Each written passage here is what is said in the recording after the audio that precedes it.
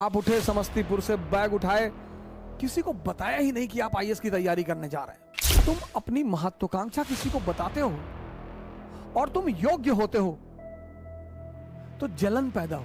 वही के लोगों ने आपको गाली दी है, बचपन में चुनौतियां दी हैं, आपको ताना मारा है कि कुछ नहीं कर पाओगे, तो आपने 3 बीघे में मकान बनवाया गांव। कोई नहीं रहता। जीवन में तुम्हारी योग्यता तुम्हारी सबसे बड़ी दुश्मन होगी, उसको छिपाना है। जितने हमारे युवा भाई हैं, जब भी आप बाहर निकले, तैयारी करने के लिए निकले, पढ़ने के लिए निकले, बाकी सारे दरवाजे बंद कर दें। इस दुनिया में मजा क्या है सर? विरोध का होना। विरोध विरोध, जितना तुम्हारा विरोध होगा उतने तुम्हारे उभरने की संभावना बढ़ जाएगी। Mature people never fight on double front. समझदार जो लोग हैं, सारा राज समझदारी का है। इसीलिए तो राम जंगल जा रहे हैं, तैयारी करनी है। कुछ लोग आईएएस की, अगर आप बड़ी बड़ी तैयारियां कर रहे हैं, गौर से सुनिएगा इस बात को, अगर आप जीवन में बड़ी बड़ी तैयारियां कर रहे हैं और हर फ्रंट पे लड़ रहे हैं, किसके रिश्तेदारों ने, किसके पट्टीदारों ने किसको खुश रखा है? हां, जब आप ऊंचाई में पहुंच जाएंगे तब ये लोग भाग कर आएंगे। दुनिया में 3 लोगों के बिना आप नहीं रह सकते और 3 लोगों के साथ नहीं रह सकते। कौन है वो 3? पहला है आपके दोस्त, दूसरे हैं आपके पड़ोसी और तीसरे हैं आपके रिश्तेदार। इन तीनों के बिना भी आप नहीं रह सकते और इन तीनों के साथ भी आप नहीं रह सकते। इन तीनों से अपने आप को बचाना ही योग्यता है। आप उठे समस्तीपुर से, बैग उठाए, किसी को बताया ही नहीं कि आप आईएएस की तैयारी करने जा रहे हैं। बताया ही नहीं, आपने चर्चा ही नहीं की। अगर किसी ने पूछा कि दिल्ली जा रहे हो, हाँ वो इन्फो जॉब लग गई है, ऐसा ही जॉब लग गई है। बेंगलोर जा रहे हो, हाँ इन्फोसिस में जॉब लग गई है। जब तुम अपनी महत्वाकांक्षा किसी को बताते हो और तुम योग्य होते हो तो जलन पैदा होती है। यह मानवीय प्रवृत्ति, ऐसा नहीं हमारे में होती, तुम्हारे में होती, सब में होती है।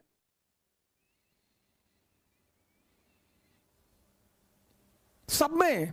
अभी तुमको ऑस्ट्रेलिया में आईएएस बना दिया जाए, तुम नहीं जाना चाहोगे। कौन जानता है तुमको ऑस्ट्रेलिया में हो गए आईएएस। इसलिए जब तुम आईएएस बनते हो, मंत्री बनते हो, नेता बनते हो, अपने घर की तरफ भागते हो। जितने लोग बंबई में कमाते, दुबई में कमाते, कमा वहां रहे हैं, मकान बनवाते हैं गांव में 2 बीघे में। हाँ, बड़ा मकान, बड़ी बड़ी दीवारें और करीब 1 बीघे में मकान और ट्रैक्टर खड़ा हुआ है। क्यों? क्योंकि वो जो पट्टीदार हैं आपके, वो डेली उस मकान से गुजरेंगे और डेली मरेंगे। उसका मजा है सर। दूसरे को क्या दिखाना सर?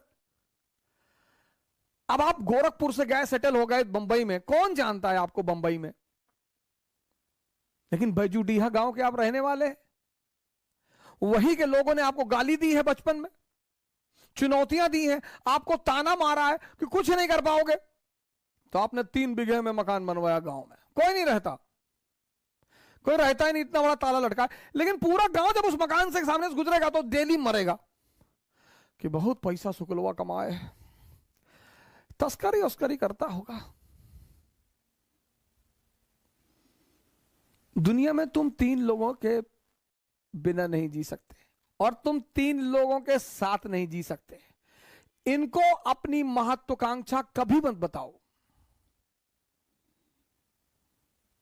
अगर तुम योग्य हो, ये तुमसे चिढ़ेंगे। कृष्ण को देखो, बलराम मजाक उड़ाते, सगे भाई हैं। गोरे नंद जसोदा गोरी, तुम कत श्याम शरीर। तुम्हारी मां भी गोरी, तुम्हारे पापा भी गोरे, तुम काले हो, तुम इनके बेटे हो ही नहीं।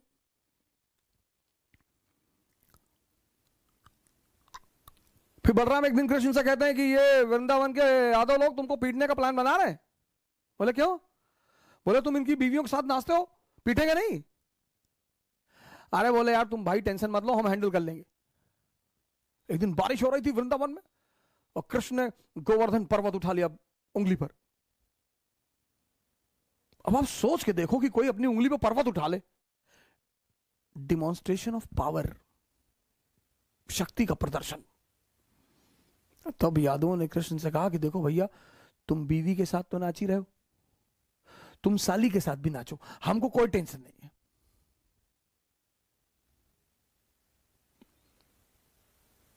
जीवन में तुम्हारी योग्यता तुम्हारी सबसे बड़ी दुश्मन होगी, उसको छिपाना है। 98% लाना योग्यता नहीं है। वो सेल टैक्स कमिश्नर थे लखनऊ में, सुसाइड कर लिया, 2-3 दिन पहले की बात है। योग्यता है इस दुनिया को हैंडल करना।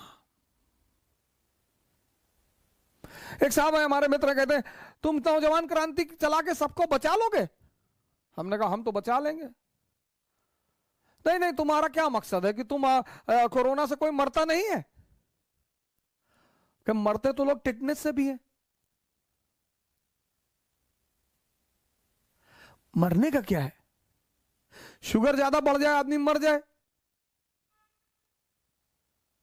दूध ज्यादा पी ले डायरिया हो जाए मर जाए।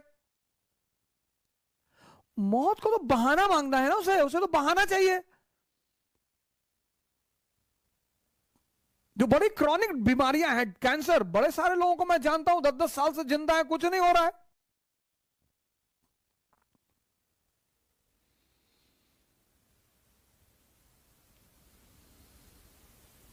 मैच्योर जो लोग हैं ना, मैच्योर, वो दो फ्रंट पर कभी नहीं लड़ते। इसलिए जितने हमारे युवा भाई हैं, जब भी आप बाहर निकले, तैयारी करने के लिए निकले, पढ़ने के लिए निकले, बाकी सारे दरवाजे बंद कर दें, सन्यासी हो जाए। यह है सन्यास का मतलब। सन्यास का मतलब यह नहीं गेरुआ पहन लिए हरिद्वार भाग गए, वो भगोड़े हैं, वो भगोड़े हैं। सन्यासी बन जाइए। दिल्ली आइए, इलाहाबाद आइए, बैंगलोर आइए, हैदराबाद आइए, सन्यासी बन जाइए। कोई आपसे कह रहा कि दिमाग खराब है तुम्हारा, आईएएस कभी नहीं बनेगा तू। जी भैया, हम तो भैया ऐसे ही चले आए भैया, हम तो एनसीईआरटी पढ़ने चले आए भैया, हम थोड़ी आईएएस बनेंगे भैया। और जिस दिन आईएएस बन जाओ उसी आदमी को पहले बुलाओ कि क्या हाल है तुम्हारा, क्या कह रहे थे तुम? अरे भैया हम तो ऐसे ही कह रहे थे भैया, हमारी तो अम्मा कहती हमारी शक्ल कुत्ते जैसी। बिल्कुल सही कहती तुम्हारी अम्मा। इस दुनिया में मजा क्या है सर? विरोध का होना। विरोध विरोध, जितना तुम्हारा विरोध होगा उतने तुम्हारे उभरने की संभावना बढ़ जाएगी। विरोध मुर्दे का नहीं होता सर, चाहे जितना बड़ा अपराधी हो, जब मरता है ना तो दुखी होते हैं लोग। तुम्हें पता करना है कि तुम जिंदा हो कि नहीं। अगर तुम जिंदा हो तो लोग तुम पर हंसेंगे, अगर तुम जिंदा हो तो लोग तुम्हारा विरोध करेंगे। ये सब जिंदा होने की निशानियां हैं सर। गलत जो भी है सर उसका विरोध करिए, लेकिन समय पे करिए।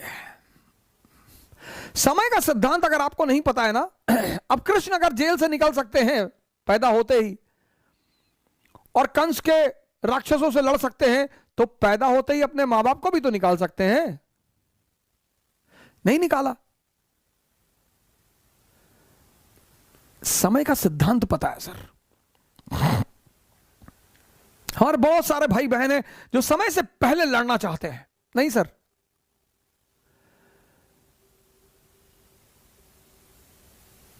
जितने लोग आपको ह्यूमिलिएट कर रहे हैं वो आपको ऑक्सीजन दे रहे हैं सर।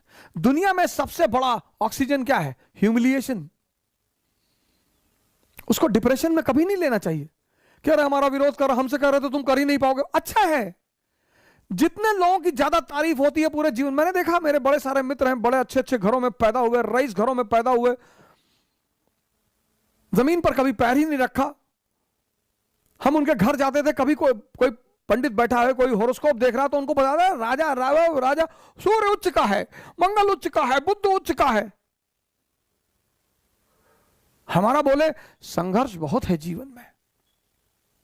तो हमने एक बार अपने पिताजी से कहा, हमने कहा भाई यार सारा संघर्ष हमारी जिंदगी में यार, वो तो फलाने के लड़के को एक पंडित जी बता रहे थे, बोले बेटा पैसा मिला होगा अच्छा, जितने ब्यूरोक्रेट के बेटे हैं उनको बहुत हॉरोस्कोप वाले बड़ा उच्च उच्च बात बता रहे, महामृत्युंजय महाजाप, ये योग है, वो योग है, गजकेसरी योग है, फलाना योग है। कुछ नहीं होता सर। हॉरोस्कोप का अपना एक महत्व है, उससे मैं इनकार नहीं करता, उसकी अपना एक इंपॉर्टेंस है। कभी मौका मिला तो मैं उस पर चर्चा करूंगा, पर कोई किसी का भविष्य नहीं बता सकता सर, कौन क्या करेगा।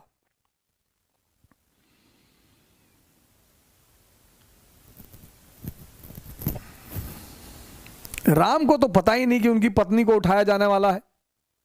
ये इस धरती का नियम है सर। यहां भगवान भी पैदा होगा तो उसको अगले पल का पता नहीं होगा, लेकिन भगवान क्या करेगा, वो प्रेजेंट में जिएगा, अगला पल अपने आप अच्छा हो जाएगा। इंसान क्या करेगा, वो पिछले पल की सोचेगा या आने वाले पल से डरा रहेगा। इसलिए जिसका प्रेजेंट अच्छा नहीं होता उसका फ्यूचर कभी अच्छा नहीं होता। तुम्हारा अगर प्रेजेंट अच्छा है, इसीलिए तुम देखो क्या वर्ड है प्रेजेंट। प्रेजेंट मतलब तोहफा।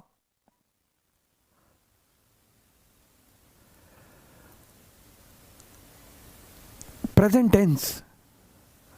तुम अपना प्रेजेंट अच्छा कर लो, तुम्हारा फ्यूचर 100% अच्छा होगा, क्योंकि तुम्हारा फ्यूचर बनेगा किससे, तुम्हारे प्रेजेंट से। मेरे बड़े सारे मित्र मुझे मैसेज करते हैं, कॉल करते हैं, पढ़ाई नहीं हो रही, ये नहीं हो रहा। तुम समझ ही नहीं पाए, तुम्हारे पास इतना बड़ा तोहफा है, हटाओ इसको दुनिया से। बुआ ये कह रही थी, मामा ये कह रहे थे, चाचा ये कह रहे थे, अब्बा ये कह रहे थे, फलाने, कहने दो। तुम्हें एक बार सन्यास लेना पड़ेगा। राम को लेना पड़ा, मोहम्मद को लेना पड़ा, जीसस को लेना पड़ा, बुद्ध को लेना पड़ा, महावीर को लेना पड़ा, जनक को लेना पड़ा, कृष्ण को, तुमको भी लेना पड़ेगा अगर तुम महान बनने का सपना देखते हो तो। अगर तुम्हें नौकरी की तलाश है, तुम अगर सिर्फ नौकर बनना चाहते हो कि ना भैया एक नौकरी हमको मिल जाए भैया, हम शादी कर ले भैया, हमको जो है बस एक बीवी मिल जाए और पिंटू चिंटू मिल जाए भैया, और हम 2 BHK फ्लैट, हम ज्यादा नहीं सोचते भैया। हमारे एक मित्र हैं, हमसे कहते हैं कि हमें हवस नहीं है पैसे की, हम पैसा नहीं कमाना चाहते। हम कहते तुम कमा भी नहीं पाओगे, दम चाहिए बाबूजी।